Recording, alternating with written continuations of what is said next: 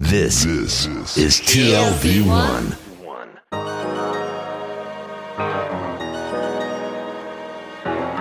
The Tel Aviv Review. Hello and welcome to the Tel Aviv Review. I'm your host, Gilad Halpern. Every week we bring you conversations with authors about their books and research and other things that we like and find interesting. And if you like us, please consider becoming a Patreon supporter by going to our homepage, that's tlv1.fm/Tel Aviv Review. Scroll down to the bottom and click the big red button that says Patreon. Click and support us. Some of you have been doing this for months and years, and we cannot thank you enough. I am delighted to introduce my guest co-host for this episode, that is David N. Myers. He is distinguished professor and holds the Sadie and Ludwig Kahn Chair in Jewish History at UCLA. The Kahn Chair is co-sponsor of this and a number of upcoming episodes of the Tel Aviv Review. Hello, David. It's wonderful to have you. Great to be with you, Gilad. So David and my guest today is a remarkably prolific historian. He's a PhD candidate at Tel Aviv University and a research fellow at Akevot, the Institute for Israeli-Palestinian Conflict Research. He has published extensively on the history of Israel and its conflicts, but his most recent work, however, is a stage play, The Personal Tragedy of Mr. Sami Saada, published earlier this year in Hebrew by Carmel Press. Adam Raz, hello and welcome to the Tel Aviv Review. Hi, thank you. So the subtitle of your play is A Play and Historical Episodes, suggesting, as you indeed write in the introduction, that writing a play wasn't an obvious choice for a historian. Can you tell us who Sami Saada was and why he ended up in the title of a play rather than a monograph? Well, he was a common Palestinian who was living in Haifa in 1948. No one knew until a month or two ago when the book was published about Sami Saada, except his family. 3 years ago, I wrote a book about, the title of the book was The Looting of Arab Property in the 48, in the War of Independence. And it was a big book about a regular history book about what happened to the property of the Palestinians who live in Palestine in 48. But it was a regular book, okay? Like, it was a survey of what happened to every city and village and church and mosque. And it was fascinating for me to write the book, but it wasn't with, with a personal touch, okay? It was sort of an Excel sheet of what happened to the Palestinian as a whole. And I got a lot of response to the book about the looting, but I thought that I maybe missed, maybe I will call it the human connection, the human touch. Who were these Palestinians? And in Akevot, we found in the Israeli State Archive, Archion HaMedina, we find a file about a man, Sami Saada. And in this file, there was a dozen or so letters that Sami wrote, this Saada wrote letters to David Ben-Gurion, the prime minister, and other ministers about his history. Now, the listener need to know that we have bunch, we have thousands of books and articles and poems from the Israeli, the Jewish side about 48. But we have a few documents from real time about what happened from the Palestinian point of view. So Sami Saada gave me, when I read the letters, it opened me a windows from what happened to Sami in 48 in his Nakba, but it wasn't the Nakba, a big word, okay, a big category. But it gave me a personal story, a personal Nakba, a personal tragedy. Yeah. So this is how I get to the topic. Right. Well, you entitle the book The Personal Tragedy. So you're really trying to bring the story of the Nakba down to the very personal level. And one of the things that's so striking about Sami Saada's story and your depiction of him in the play is how relentlessly he seems to believe in the possibility of justice, even as he is set back time and time again. So he's displaced from his original home, and then he is given another apartment And at that point, the story really begins as that second apartment is invaded, as it were, by Jewish soldiers and then their families. And yet Sami Saada persists in appealing to the authorities for some kind of intervention, as if he believed in the possibility of justice. And I wonder, what does that say to you? And how typical was that of the small number of Arabs who remained in the city after that operation known as Bi'ur Chametz on April 21, 22? It's a difficult question. Well, first of all, when we talk about Haifa, Haifa was a mixed city, 70,000 Jews, 70,000 Palestinian, Arab. And in 48. In 48, yes. In after the war, like actually it's happening the operation itself was a few hours, a day or so, but in a few weeks after the fighting was over, not the war, but the fight in Haifa, there remained like something like 3,000 Palestinians. So 67, for some reason, fled. Transfer, fled, to put it aside at the moment. So Sami stayed, and when you read the letters, you see he demanded justice. He thought that it's impossible to get it. It's possible to get the justice. Okay, he sent the letters. He hoped. He wrote to Ben-Gurion and others that he is waiting for the returning of his family, because the listener need to understand, when the fight in Haifa was over, those 3,000 Palestinians they live all over the city. Now, in 2 months after Operation Bi'ur Chametz, Ben-Gurion gave an order to establish the Palestinian ghetto, okay? So they took all the Palestinian residents and they put them in Wadi Nisnas. And except from Wadi Nisnas, there was only one street outside the ghetto, and it was Abbas Street. So all the Palestinians were removed from their original home and put in the ghetto in Wadi Nisnas and Rehov Abbas. And it's happened to Sami Saada also. So he moved to the house, and it was a big house. He moved from his house in the name of in the Rehov Mar Elias. Elias? Yeah, Elias. To Abbas. And he get from the government he got a quite big apartment, 4-room. And why 4-room? Because he was waiting. He was waiting for who? For his family. Now he's also... Who had left for Lebanon a few weeks earlier, for unknown reasons. It could have been a holiday, it could have been... Maybe, there was a plan from Haifa to Lebanon, the Saada working the IPC, the Iraqi Petroleum Company, so it was like a regular routine to take the plane. But he wait. Now, even when we talk about the Nakba or the refugee problem, this is not, for Saada, it wasn't the refugee problem. It was his wife and children problem. He wanted to see them back. So he got this apartment, and actually he wait. And back then, in 48, 49, the people on the street, the Jew and the Palestinian, they didn't know about the debate in Israel, political echelon, elite, about what happened to the Palestinian who left the country. The decision they wasn't public back then. But why is it a play and not a monograph? Is it just because you say in the book that you just didn't have enough archival material to turn it into something, a work of scholarship worthy of its name?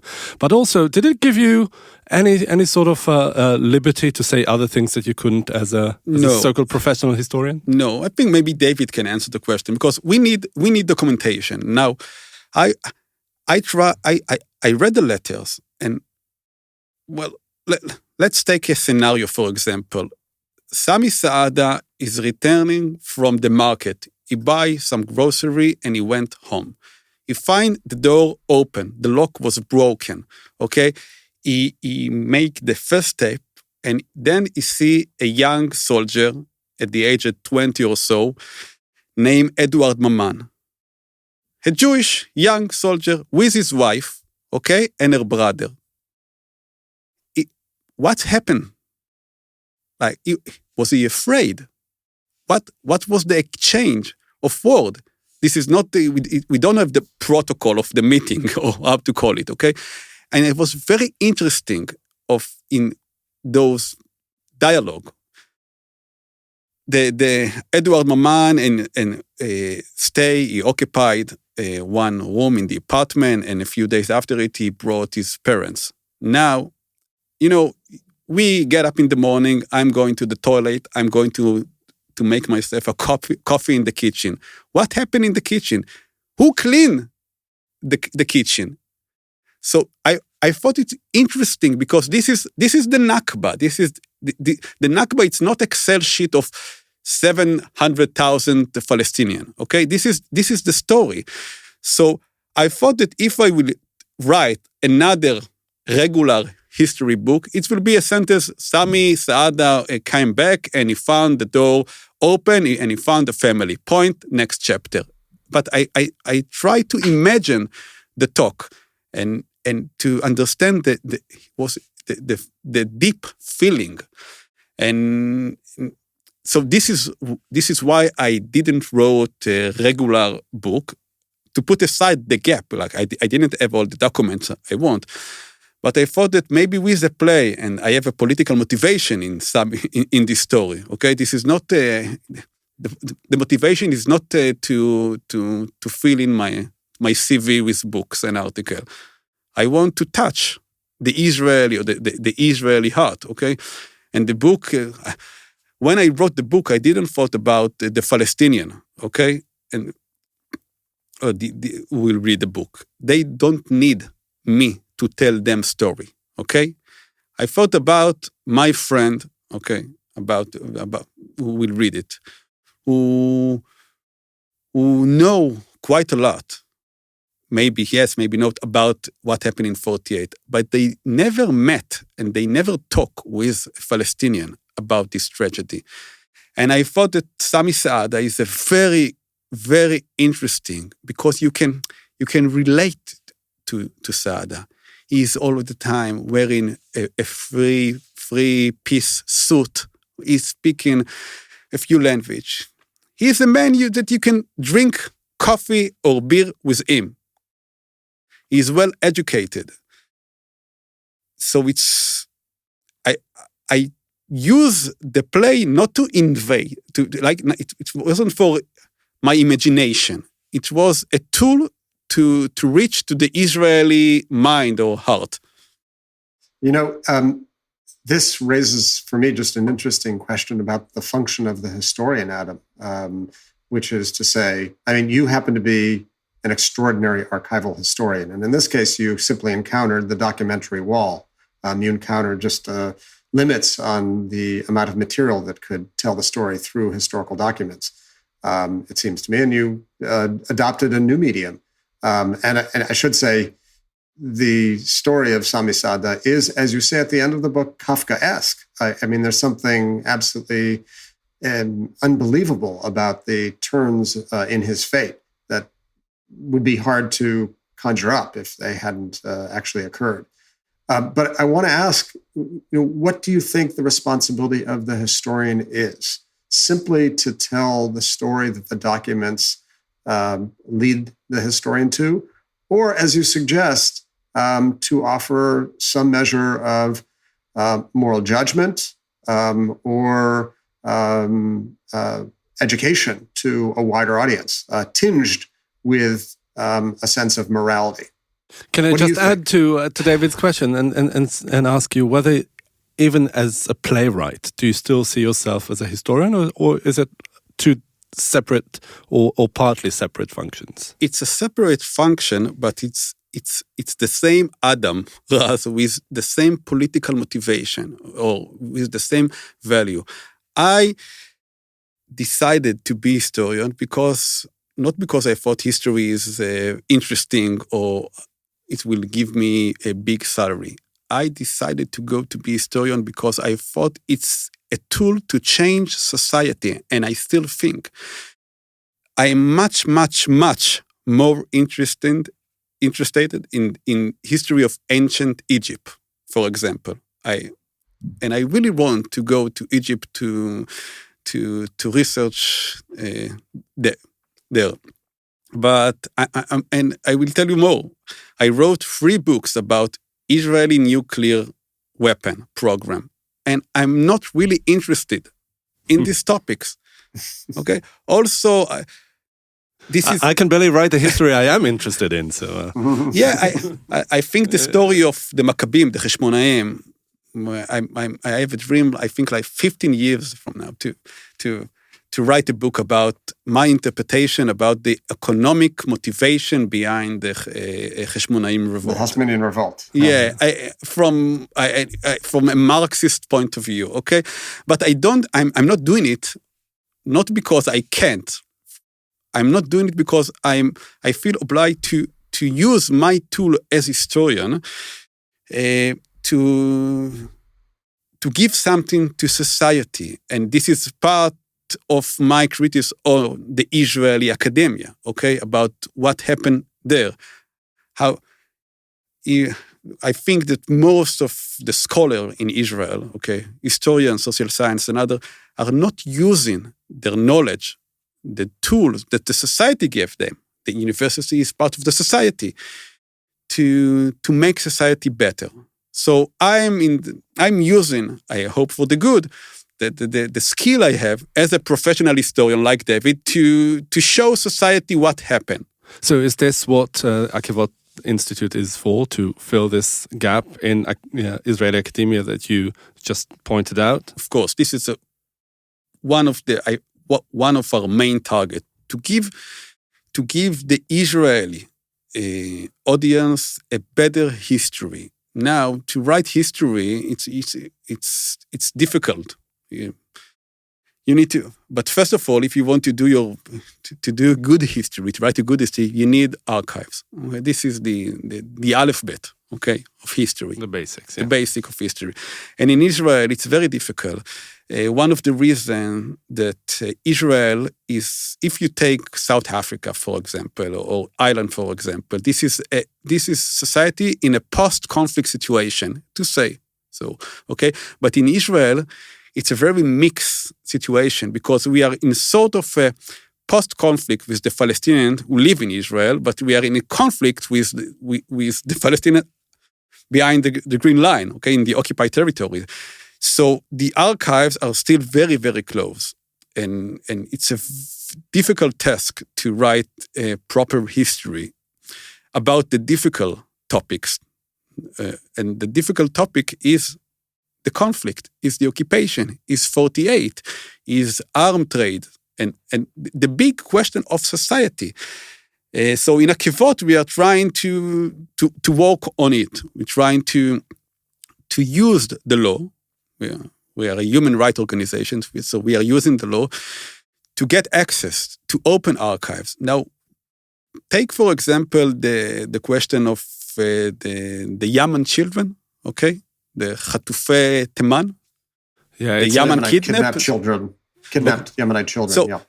So it's an interesting topic, not the topic itself, but the Israeli government decided to open a lot of material about it. It was a political decision that took place a few years ago. And they just to say that it's an episode from the early years of Israel where dozens or hundreds of children, some of toddlers, thousands. Some say thousands, yeah. Yeah, from predominantly Yemenite origin, but overall Mizrahi, who were taken away from their parents under all sorts of pretenses, and some say that were given against their will to adoption. To Ashkenazi family. Childless Ashkenazi families, and it's a sore wound that still haunts Israeli society to this day, and it's an ongoing debate. It's an open wound, but when the Israeli government, it was a government decision, decided to open the file, and the Israeli State Archive decided to put all the documents. It was something like 60,000 documents on his website. So in the first 48 hours, people go into the Israeli State Archives to look at the document, more people than that visit in the State Archives itself in the last 35 years. So people want to see document. Okay, people want to touch them. They want to read them. They want to access to document to judge without a historian to do it for them. So to open archives and to put the document online and to give access to the public by large on this topic, I think it's very important for democracy. If you want to understand, I think this is one of the measures to understand the openness, if you can say so, of a state, of a democracy, is to see how the government use the archive. Is it open? Is it closed? And in Israel, there is a big violation of the law from the early 50s of the law of archives, let's call it. You can't understand the history of United States, for example, without understanding the history of the CIA or the FBI. It's impossible. In Israel, the Mossad and the Shabak, the Shin Bet, their archives are closed. It's a violation of the law, but it's closed. So what does it mean about how our understanding of history? I will give you another example. The IDF archive, the Israeli Defense Force Archive, is the biggest archive in Israel. 12 million files, okay? Only 56,000 are open to the public until now. It's 0.5%. All the book on the library, on Israeli army, Israeli politics, using this 56,000 file. But if this 99% will open someday, what will we find? Does it change the way we understand our history, the way we're writing history? So we don't have the IDF archive because it's actually closed. If you have only 0.5%, we don't have the Mossad archive, we don't have the Shabak archives. So it's very difficult. Now, to come back to David's question, I think, and I still think, that the academia, the Israeli University academia, need to fight this war to open those archives. And at the end, she decided not to do it. And it's changed all the process of writing history in Israel, because today when you write in your MA or PhD, you want to go to archives for 2-3 years to collect the document, then go home and break your head on your laptop. Okay, you don't have time to battle for 5, 6, 7 years. Like if you would take, for example, our last battle in Akevot to open the Kufar Qasim massacre affair from 1956, it took us years. No one have time. You need to write an article. You need to publish a book if you want to do something in university. So there is a sort of a climate of opinion in the Israeli academia not to write on difficult topic, not to wage battle against archive, because you have few years to publish a few articles and books if you want to be. But why does it require a legal battle in the first place? I mean, you say that these archives are violating the law. So, I mean, you just go to court, and if it's in such clear violation of the law, I mean, it sounds to me like a no-brainer. Why is it such an arduous process? It doesn't work.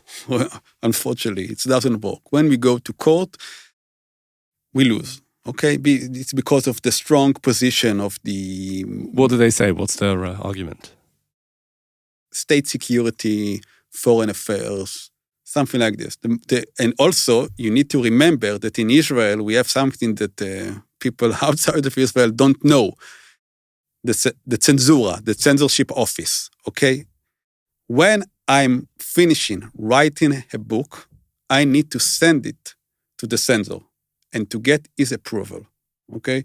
It can take a year, it can take 2. It's very difficult. So after you collect the document and sit and you wrote the book, you need to send it to the censor. And you need to get his permission. It's a violation of the law. Now, most of the time, they are telling you that the situation now is very difficult because Israeli in the middle of a peace process. And it's makel bagalgalim, how to say it? A spoke in the wheel. Yes, to peace process. It's quite funny, okay? But you need to... good to know someone thinks there's still a peace process. But this is part of the control of the military establishment on society as a whole. Yeah, I mean, it's interesting to hear your reflections on this. First of all, this is what makes Akevot so important in society today. As you noted, it's both a human rights organization and an organization that collects historical documents and has already put together a rather remarkable repository of historical documents related to the 1948 war. But what you describe as the challenges in advancing historical knowledge and in playing a role as historians to change society is not unique to Israel, as you know. Today in the United States, there's a raging debate recently prompted by the president of the American Historical Association over whether or not historians should be engaged or whether or not historians are overly identified with the objects of their research, whether historians are too presentist in their perspective. And it's really elicited a fascinating exchange. So this is not something unique to Israel. Obviously, it's something that historians around the world face. But I want to bring us back, if I can, to sort of the substance of the matter and to one of the sources of your moral concern, which is the behavior of Jews in the story that you tell. And I want to think about that in two ways. First, the inhabitants of the house that Sami Saada was given, the Mamans and the Checheks. So first, soldiers arrive, and then, which is to say, they break into the house and take over a room. And then they invite their families to come. And then the families take over more rooms, and they put Sami Saada's furniture from his room out into the main space. And then Sami Saada is effectively displaced from that second house. So I wonder, how do you understand their behavior? And then maybe we can get on to discuss the responses that Sami Saada faces from Israeli officials at the time, ranging from Ben-Gurion to Minister Shitri. But let's start just with the soldiers. How do you understand them as a person who's willing to sort of make a moral judgment? What do you say about that? Martin Buber, a very smart philosopher, said in 1948 that schizophrenia took over the Jewish people. And he said it after he saw what happened in Jerusalem when, after the fighting was over, 100,000 of Jewish citizens, okay, ordinary, common people. I really like the word common people, like people from אנשים מהיישוב, or people from, like me and you, started to loot it, to plunder all the Palestinian houses. Now, in Haifa, it's very interesting. Because it was a mixed city, half-half, in a few hours, there was silence in the street. You need to think of thousands of houses, of factory, of shop. There was hundreds of Arabic Palestinian shop left. It took hours. Now, I tried to imagine what the Jew, when he looked from his window and he saw the apartment of his neighbor, Palestinian neighbor, what he thought to himself. Maybe in the first day, it took him, it was a battle inside him, because he know the house, and he know there is a big piano and a big German furniture, and maybe picture, jewelry, I don't know, a nice carpet.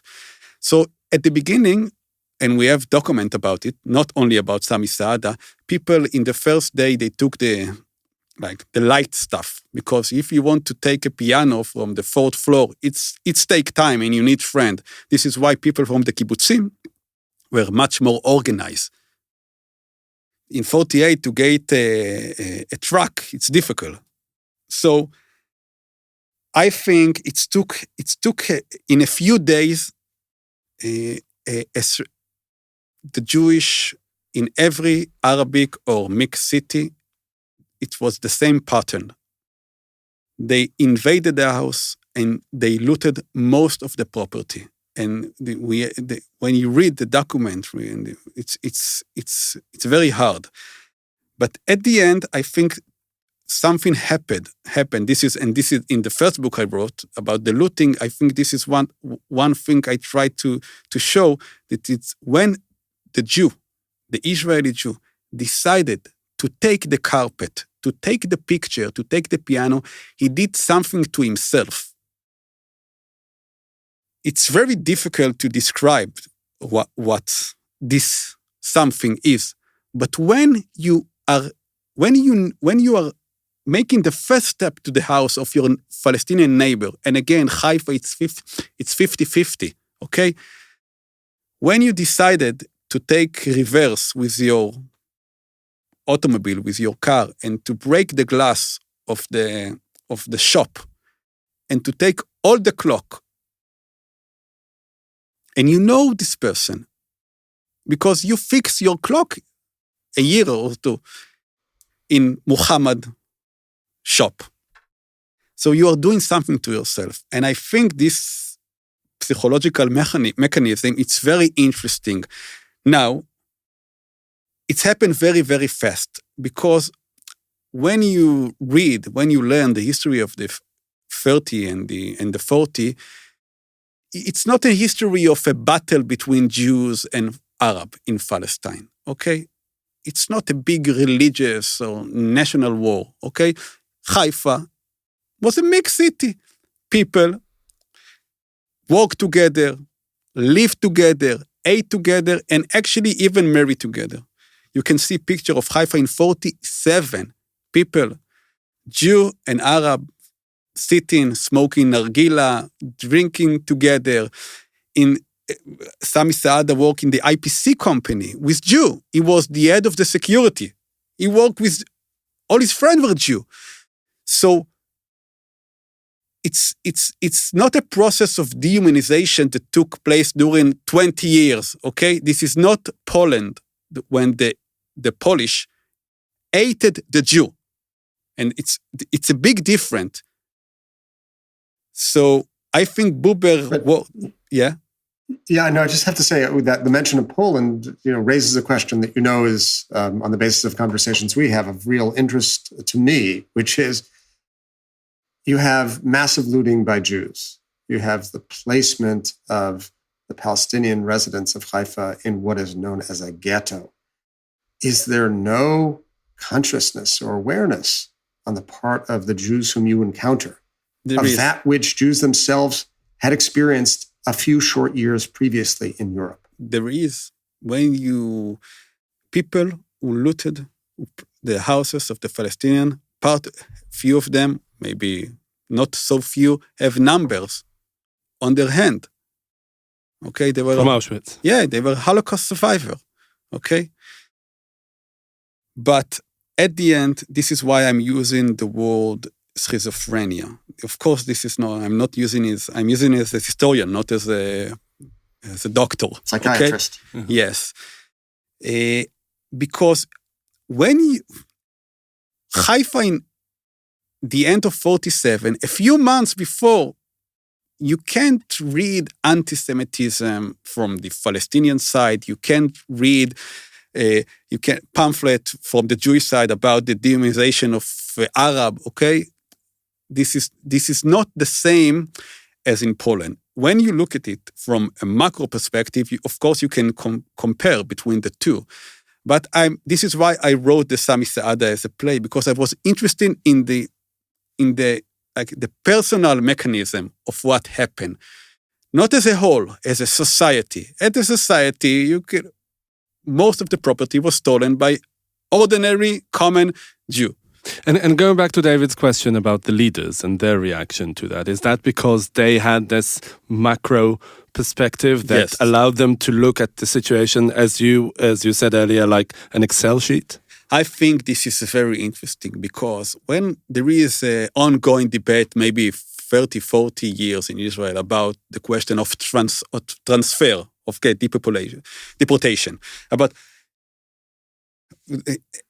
in a nutshell, did the Palestinian fled?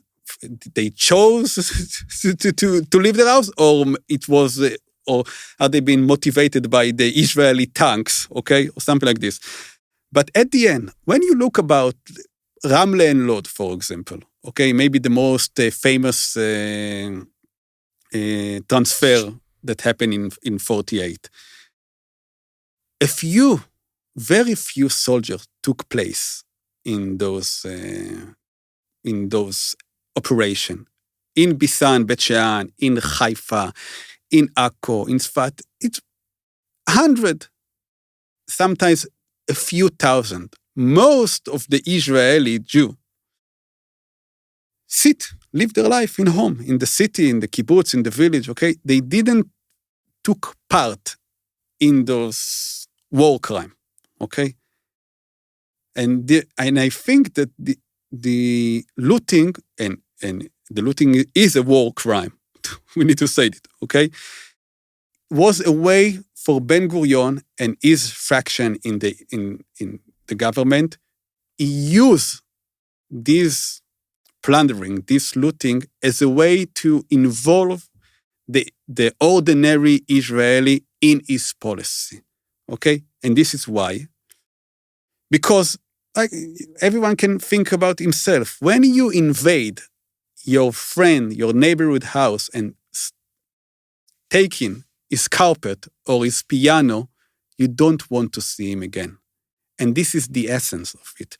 Because in 48, 49, the Jew, the Israeli, didn't know. I mean, the people on the street, they didn't know if the Palestinian will come back. Okay? You can read letters from 49 of Israeli Jews that say, okay, we need to take care. Like people in the kibbutzim wrote, we need to take care of the property of our neighborhood Palestinian village because they will come back. Maybe it will take a week, maybe a month, maybe a year, but we need to take care. So, but when you have something that you take without permission, and I think it can be even a small glass, you can't look in the eyes of your neighbor anymore. But it's so interesting what you say about Ben-Gurion, who condoned the looting that took place, which became a very normal act. And you're suggesting, in a certain sense, that it was part of his work of state building to bring people into the project. But it's also important to note that there were people in government who opposed looting. You refer to a number of officials at the local level, Gad Machnes, but you also refer to the Minister of Minorities, Bechor Shalom Shitrit, who saw looting, and this is the language, as unbecoming of an enlightened democratic state. So as Ben-Gurion is proceeding with his project of mamlachtiyut, of state building, you have others who are saying what's going on, sort of this normalized activity of looting is simply not appropriate for this new state. I think, yeah. How widespread was that? No, I think I wrote sometime that Shitrit, the minister, Shalom Bechor Shitrit, saved Zionism. Okay, I think his battle against Ben-Gurion, against what happened in Ramle Lod, against what happened in other city, is very interesting. And also, I'm a Zionist. It's give me something to hold, because I can't today justify what happened in 48 from Ben-Gurion point of view. I can justify it. It's impossible for me to justify the military rule that was between 48 to 66. So I am looking for these other voices. I'm looking for the conflict, for the battle not in the government, okay? And when I think what Shetrit did, it's very important because, and we need to say, he lost at the end. At the end, Sami Saada and Shetrit, okay, lost. Sami Saada left the country, and Shetrit policy was defeated by Ben-Gurion. This is another conversation why Ben-Gurion was so strong. Actually, most of the Israeli government was against Ben-Gurion policy, okay, was against. But Ben-Gurion has a special places and he has a special kind of politics back then. Of course, this is a government, this is democracy, but at the end, Ben-Gurion rule by himself in 48. And this is another topic to talk about. But I think from, we have the document today that the minister and other people understood what is Ben-Gurion is doing. There is a word, we use it in Hebrew, stichia, the unintended consequence, okay? So they talk about that it's not unintended consequence, the looting, okay? From the Ben-Gurion point of view, but it's intended consequence. And we know today about quite a lot of war crime that happened in 48, because it's a war, and in a war you have war crime. But Ben-Gurion decided not to put people to trial on war crime. This is also, you can draw a line, I think, from today, and David and I talk quite a lot about it, from today to 48. Why Israeli don't put to justice a soldier and other? We are running out of time, so I would just like to ask you one last question, unless David has, I'm sure David has many more, but maybe we should draw a line somewhere. The play about Sami Saada was, to me at least, very reminiscent of the so-called ground zero of fictional works on the Nakba, that is Ghassan Kanafani's The Return to Haifa. Were references to Kanafani's work inescapable to you as well as you were researching and writing it? And also, why do you think that Haifa is such a powerful arena to tell the 1948 story? Kanafani work, Hashiva leHaifa, it's, I think, one of the best work that was written about 48, and two of the characters in my book, I took the names from Kanafani book. So this is sort of a tribute to Kanafani. And I remember that it's about why, maybe a few sentences about why I wrote the play. I think I read maybe all of the important book about 48, okay? The article, the books, the theater, the doco, this is my job, okay? But a few years ago, I read a short story. I don't remember the name of the author. He is a Palestinian editor. He wrote a 5-6 page short story fiction, okay, about 48. It's about a young child. He was at the age of 6 or 7, the age of my children, okay? And his mother is waking him in the middle of the night because the Israeli soldiers are coming.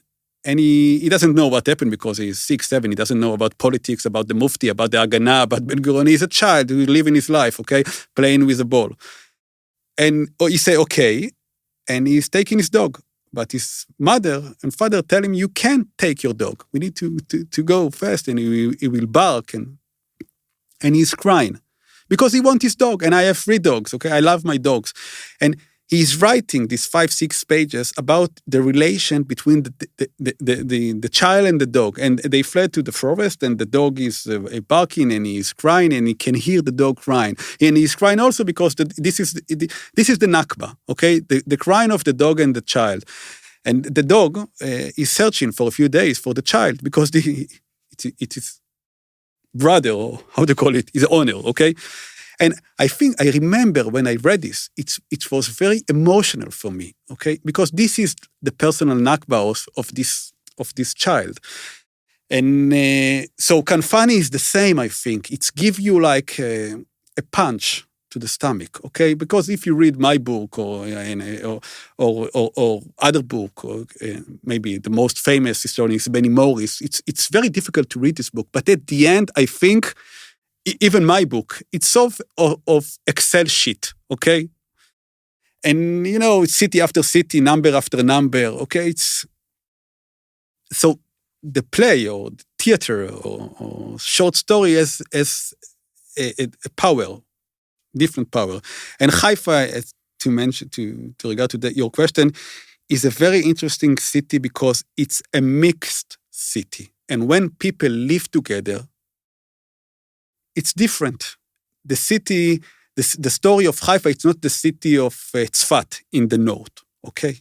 It's not the same. In Haifa, people work together, live together, drink together. So it's what happened in Haifa, and it was in April.